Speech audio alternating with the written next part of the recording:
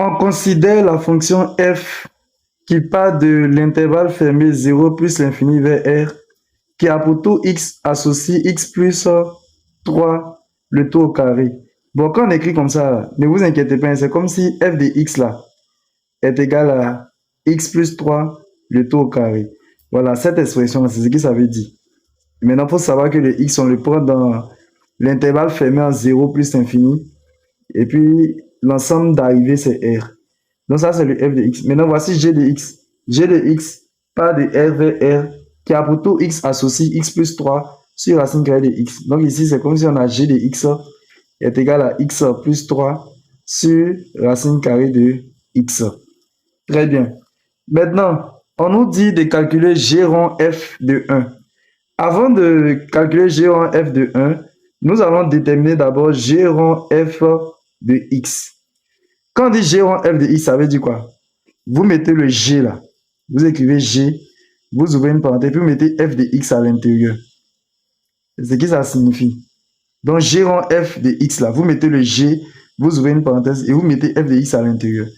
Maintenant, f de x correspond à quoi? Vous voyez que le f de x là, c'est x plus 3, le tout au carré, non? Donc, vous écrivez le g. Maintenant, on va remplacer f de x par ce qu'on nous a donné. F de x là, suivez, c'est égal à x plus 3 le tout au carré. Donc, je vais mettre ici x plus 3 le tout au carré. J'ai remplacé juste le f de x qui est à l'intérieur ici. Maintenant, qu'est-ce que cela veut dire? Quand on écrit g de x plus 3 le tout au carré, ça veut dire quoi? Vous allez partir dans l'expression de g. Voici g de x ici, non? Tout ce qui est comme x là, dans l'expression de g là, tout ce qui est comme x, nous allons remplacer par x plus 3 le tout au carré. Donc, qu'est-ce qu'on aura? Le x qui est là, je vais remplacer par x plus 3 le tout au carré. Donc, j'aurai quoi? X plus 3 le tout au carré. C'est le x là que j'ai remplacé. Hein. Et puis, je mets plus 3 sur... J'ai racine carrée. Maintenant, le x aussi qui est là, je dois remplacer par x plus 3 le tout au carré. Donc, j'ai racine carrée de x plus 3 le tout au carré. On aura x plus 3 le tout au carré plus 3 toujours. Et puis maintenant, au niveau du dénominateur, racine carrée de x plus 3 le tout au carré là, ça fait valeur absolue de x plus 3. Pourquoi j'ai dit que racine carrée de x plus 3 le tout au carré donne valeur absolue de x plus 3? C'est une propriété, retenez ça par cœur. Racine carrée de a au carré là, c'est égal à valeur absolue de a. C'est comme ça. Racine carrée de a au carré donne valeur absolue de a, avec a appartenant à grand R. Maintenant ici, valeur absolue de x plus 3 là, va nous donner quoi? Va nous donner x plus 3. Pourquoi? Parce que le x là, on le prend dans l'intervalle fermé en 0 plus l'infini. Ça veut dire que le x est positif. Donc, regardez, si le x est positif, un nombre positif plus 3, ça donne toujours un nombre positif. Si par exemple 0, 0 plus 3, ça fait 3, c'est positif. Si prend 1, 1 plus 3, ça fait 4, c'est positif. Si prend 100, 100 plus 3, ça fait 103, c'est positif. Donc, la valeur celui-là, je peux la laisser. Donc, j'aurai x plus 3, le tout au carré, plus 3 sur x plus 3. Voilà, ça c'est lorsque x appartient à l'intervalle fermé en 0 plus l'infini. Ça veut dire que lorsque x est positif. Maintenant que j'ai trouvé g rond f de x, ça veut dire que g rond f de x égale à cette expression-là. X plus 3 le tout au carré plus 3 et puis x plus 3. Mais dans notre exercice, n'oubliez pas, ils nous ont demandé de calculer g rond f de 1. Donc ça veut dire que le x là, le x qui est ici, je vais le remplacer par 1. Donc j'ai bien réécrit l'expression ici pour vous. Donc on a g rond f de x là, c'est égal à x plus 3 le tout au carré plus 3 sur x plus 3. Maintenant, nous, on doit calculer g rond f de 1. Ça veut dire quoi? Le x, on doit le remplacer par 1. C'est bon? Donc, si je remplace x par 1, qu'est-ce que j'aurai? J'aurai parenthèse, je dois remplacer le x là par 1. J'aurai 1 ici là, plus 3, le tout au carré, plus 3. En bas aussi, on a x, je vais remplacer le x là par 1. Donc, j'aurai 1, je vais remplacer le x là par 1, plus 3. Maintenant, je vais effectuer le calcul. Donc, j'aurai g rond f de 1 qui est égal à 1 plus 3, ça fait 4, n'est-ce pas? Donc, c'est comme si j'ai 4 au carré plus 3 sur le plus 3, c'est lui que j'ai mis ici. 1 plus 3, ça fait 4. 4 au carré, là, ça fait 16. 16 plus 3, ça fait 19. Donc, j'ai 19 quarts. Maintenant, nous allons déterminer f rond g de x.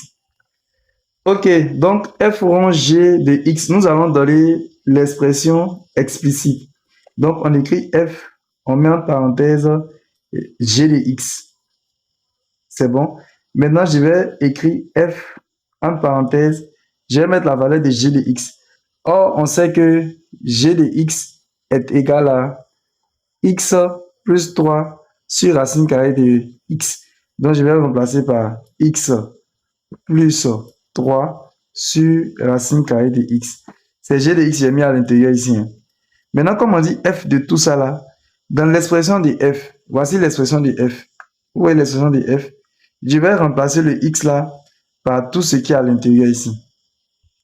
Bon, j'ai remis le f là à côté ici pour qu'on puisse bien voir. Donc, on dit f de x égale à x plus 3 le tout au carré. Non? Maintenant, si vous avez f de x plus 3 sur racine carrée de x là, ça veut dire que tout ce que vous voyez comme x dans l'expression, on va remplacer par x plus 3. Donc, j'aurai quoi? Je vais remplacer le x qui est là par x plus 3 sur racine carrée de x. Donc, j'aurai parenthèse, ça là, je vais remplacer. Donc, j'ai x plus 3 sur racine carrée de x. Et puis, je mets plus 3. Et puis, je mets le tout au carré. Donc, f rond g de x là, ça donne ce que vous voyez ici là. X plus 3 sur racine carrée de x plus 3 le tout au carré. Maintenant, nous, on va calculer f rond g de 1. Ça veut dire que le x, on va remplacer par 1. Donc, f rond g de 1 va nous donner quoi? Dans cette expression-là, je vais remplacer le x, tout ce que je vois comme x là par 1. Donc, qu'est-ce que j'aurai? J'aurai, parenthèse, x et là, il remplace par 1. 1 plus 3 sur racine carrée de x qui est là aussi, je remplace par 1. De 1 plus 3, le tout au carré. Qu'est-ce que cela va me donner? J'ai 1 plus 3 qui fait 4, donc j'écris 4 sur 1. Bon, racine carrée de 1, ça fait 1. 4 sur 1, là, pardonnez, c'est 4. Donc, je ne vais pas écrire 4 sur 1.